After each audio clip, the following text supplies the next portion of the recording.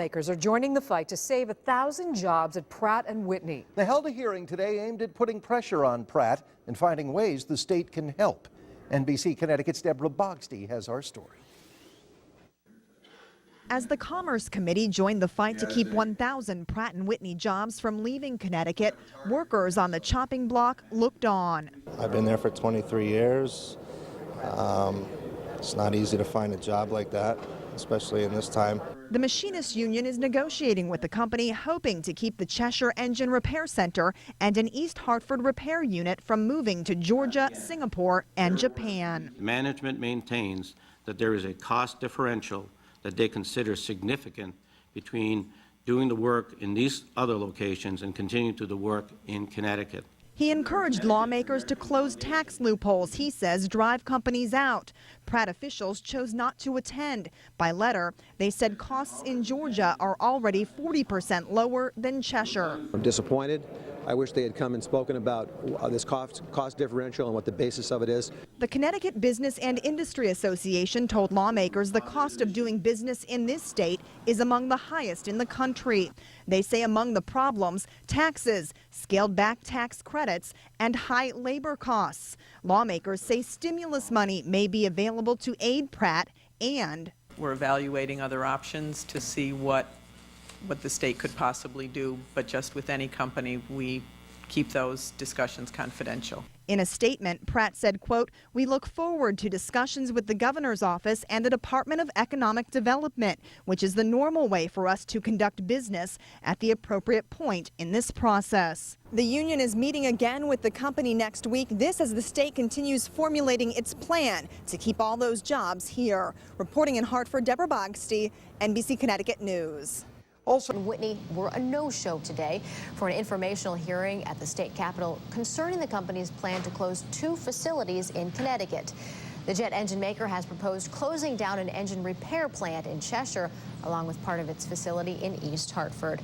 But as Fox 61's political reporter Shelley Sinland tells us, union members say the reasons all point to corporate greed. With more than 1,000 jobs on the line, I think the need to be here is very important. Dozens of members from Pratt and Whitney's Machinist Union packed this legislative committee room for a hearing on Pratt's plan to shut down 2 facilities in Connecticut. During the hearing, union representative Jim Parent accused Pratt executives of scheming to move jobs overseas by using the bad economy as a front. Because as far as I am concerned, this has been a terrible betrayal of workers who made this company the success it is today. Parent, who has also been privy to negotiations, also told state lawmakers that Pratt and Whitney plans to send repair work for military engines, including the F-117 for the C-17 cargo plane, also overseas to Japan and Singapore, which is why he and other Pratt union workers are calling on President Barack Obama to issue an executive order to stop it for the sake of national security. It's a shame, you know, especially when it's our government military work going over there.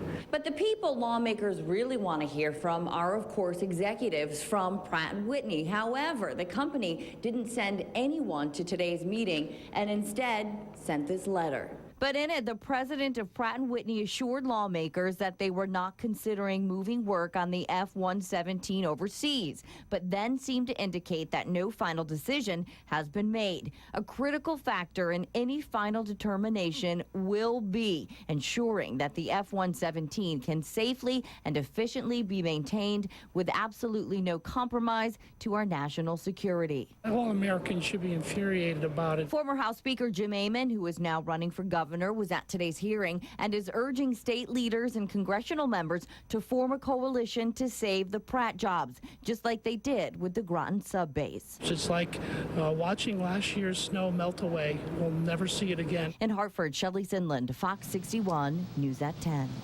In jeopardy in Connecticut, and today lawmakers held a meeting inside the Capitol to discuss what, if anything, can be done to save these jobs. Channel 3 Eyewitness News reporter Katie Zachary is joining us now with what happened. Hi, Katie. Kara, when we first learned that the plants could close, Connecticut's congressional delegation stepped forward, saying they would push at the federal level for Pratt to stay here in Connecticut. Now, state leaders are joining the fight.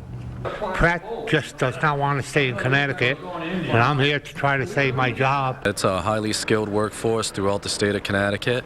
Our members came from military background where they were trained to overhaul and repair jet engines. Men and women from the Machinists Union and committed to the work they do for Pratt and Whitney filled this hearing room at the state capitol. Lawmakers set up this information session to get a better idea of why the company may close its plant in Cheshire and a smaller operation in East Hartford. Whenever we hear that there may be a loss of 1,000 jobs, we are very, very concerned, and we want to do whatever we can to stop those jobs from leaving. Pratt and Whitney announced last month it is exploring the idea of sending its military and commercial jet engine repair work to plants in Georgia and overseas to Singapore and Japan. The company cites a downturn in the global economy. State Senator Gary LeBeau, who represents East Hartford, which is home to the state's largest Pratt plant, was critical of company leaders today who did not show. Essentially, they didn't want to interfere with the negotiations. That is the reason they gave. I'm disappointed. And company and union leaders will continue to meet over the next month and a half to see if they can work out any compromise for keeping some, if not all, the jobs here. Katie Zachary, Channel 3 Eyewitness News. Whitney officials to state lawmakers, servicing jet engines is a lot cheaper in Columbus, Georgia than Cheshire, Connecticut. But the union says the company is inflating the numbers. That's just one development in the latest battle to keep 1,000 high-paying, high-skilled jobs in this state. Chief Capital Correspondent Mark Davis joins us live from the Hartford newsroom. Mark. Good evening, Ann and Keith. Good evening, everyone from the Hartford newsroom. It's going to take an effort like the one that they mounted to keep the sub-base in Groton. That's what the head of the Machinists Union said today in order to keep that plant in Cheshire. And he said the Obama administration should ban the export of manufacturing jobs related to military procurement. The most explosive testimony from Pratt Machinist Union President Jim Parent today was that Pratt wants to transfer the service work on the Air Force's C-17 cargo plane from Cheshire and East Hartford to Singapore. Even though the Department of Defense has praised the Cheshire facility for its ability to quickly turn around the engines on the plane used extensively in Iraq and Afghanistan. Cheshire does overhaul and repair on several engines used in commercial airliners as well. There was also sobering news about how the loss of the approximately 1,000 jobs in Cheshire and East Hartford will trickle through the state economy. Besides the employees of Pratt, economists generally estimate that up to 3 other jobs are supported by each aerospace job. So we're looking at more than 4,000 Connecticut jobs on the line in this process. In a statement today, the company president said, quote, although the Cheshire facility recently established a new revenue record for a 1-month period, the performance of these two businesses continues to lag. Pratt and Whitney sees current volume dropping dramatically next year. Cheshire's costs run 40% higher than the cost at Pratt & Whitney's Columbus, Georgia facility. Union leaders who have been in on the discussions with the company say that's not true. Cheshire employees here today say that the company is just attempting to do what many others are doing. By them moving to Georgia and to Singapore to save, money for cheaper labor, which it seems like a lot of manufacturing companies are doing, I think Pratt is hopping on the bandwagon and trying to follow suit and do the same thing. People in Georgia aren't stupid, but they know they're working for peanuts compared to us.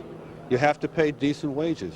You can't get committed workers, trained workers, if you don't pay them well.